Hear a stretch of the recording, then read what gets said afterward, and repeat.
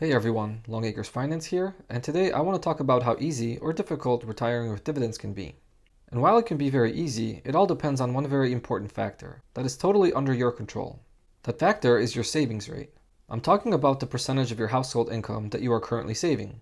Most people assume to retire early you have to earn a lot of money. While that certainly helps, it's not entirely accurate. In reality, how much money you earn has very little to do with how early you can retire, with dividends that is. A person making $60,000 per year is in the same boat as a person making $600,000 per year when it comes to retiring early using this approach. The only difference is the person making $600,000 per year technically has more flexibility since they are working with a larger budget. Okay, you may think I'm crazy here, but hear me out first. Most people set their lifestyle based on their income. As their income increases, so does the quality of their lifestyle. When you get a raise at work, you may decide to upgrade your car. With next year's raise, you decide to take that Caribbean vacation. The year after, you move into a nicer apartment or buy a bigger house because, well, you can afford it now. Before you know it, a decade has flown by. Your income has doubled, but you still seem to only be able to save 10% of your income because your expenses have grown just as quickly. This is how the vast majority of people go through their life. And for most people, this type of life is just fine. But if you're looking for a different path, let's get back to my savings rate example. Let's assume you can save 10% of your income. And your income amount doesn't really matter here. The equation of how long it'll take for you to be able to retire with dividends is simple. It's the calculation of how long it'll take that 10% per year you are saving to grow to an amount that will pay dividend income equivalent to 90% of your current income. And why 90%? Well, if you're able to save 10% right now, therefore you should be able to maintain your current lifestyle with 90% of your current income. I can tell you right off the bat that at a 10% savings rate, it'll take you a long time to retire off dividends. But let's crunch the math to see just how long. To make this example easy, I will assume you make $60,000 per year, which is probably a little less than the average household income in the United States. If you're able to save 10%, that's $6,000 per year, which sounds like a decent chunk of money. If you invest this money in the market and earn 8% per year, which is a long-term market average return, additionally I will assume that your ending portfolio of dividend stocks you will retire on will pay you a 3% dividend yield. You can certainly aim for a higher portfolio yield, but I think 3% is a good target that will allow your dividend income to grow faster than inflation and provide a level of safety against dividend cuts. Also, aiming for a higher dividend yield will make it more difficult to hit the 8% growth target per year, because higher yielding stocks generally underperform the market over the long term. Okay, so based on these factors, it will take you roughly 41 years to build a $1.8 million portfolio that would produce $54,000 in annual dividend income, which is 90% of $60,000.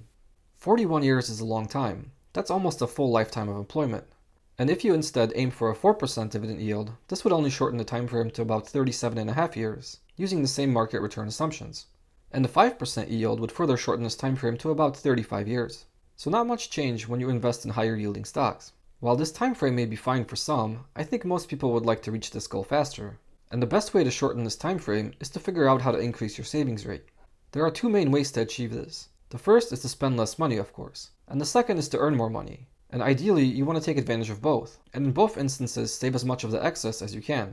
Okay, so let's say you're able to increase your savings rate to 15%.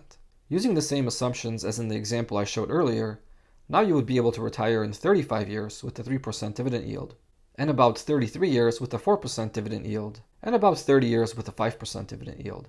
While that still sounds like a long time, it's 6 years shorter than the 10% savings rate. The key to shortening this time frame is twofold. You'll notice that when the savings rate increased to 15%, the target dividend income also decreased from $54,000 to $51,000 per year. So as you increase your savings rate, you are also lowering your cost of living as a percentage of your income, in turn shortening the time frame to retire from two sides and not just one. If we approach this from a different perspective, say for example you want to retire in 25 years, what type of savings rate do you need? That would be about 30%, using the earlier example, with a 3% dividend yield. To shorten the time frame to 20 years, you would need to save about 40%. For 15 years, the saving rate is about 55%. For 10 years, it's about 70%. And for 5 years, it's about 85%, which is just ridiculous. At that point, you're essentially working to save. Also, the shorter the time frame becomes, the higher the risk that you may not hit the estimated market return assumption of 8% per year, because the stock market is more predictable over longer periods of time. While there are people out there who go to such extremes to retire very quickly, this may not be suitable for everyone. Either way, dividend investing can certainly help you get there, or at the very least create a passive income stream that can at least partially fund your retirement. Whether that will take 5 years or 40 years is up to you and the stock market. I personally like dividend growth stocks because I'm not in a hurry to retire, but I do want to ensure that when that time comes, I will have sufficient passive income. With dividend growth investing, I am not getting a high income stream today, but instead I am counting on that passive income to grow faster, along with higher capital appreciation. I also try to leverage tax-advantaged accounts to speed up the growth of my portfolio. I do this by investing heavily in my 401k account as well as my individual retirement accounts. I think my current savings rate is somewhere just shy of 15%, but I am always looking for ways to increase this amount. One simple approach I use to achieve this is every year when or if I get a pay increase at work, I also increase my 401k contribution rate. This way, when my income increases, I automatically save a portion of that income and raise my savings rate before I get used to having this additional money to spend.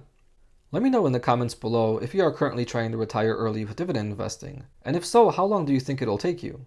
That's it guys, thanks for watching, see you next time.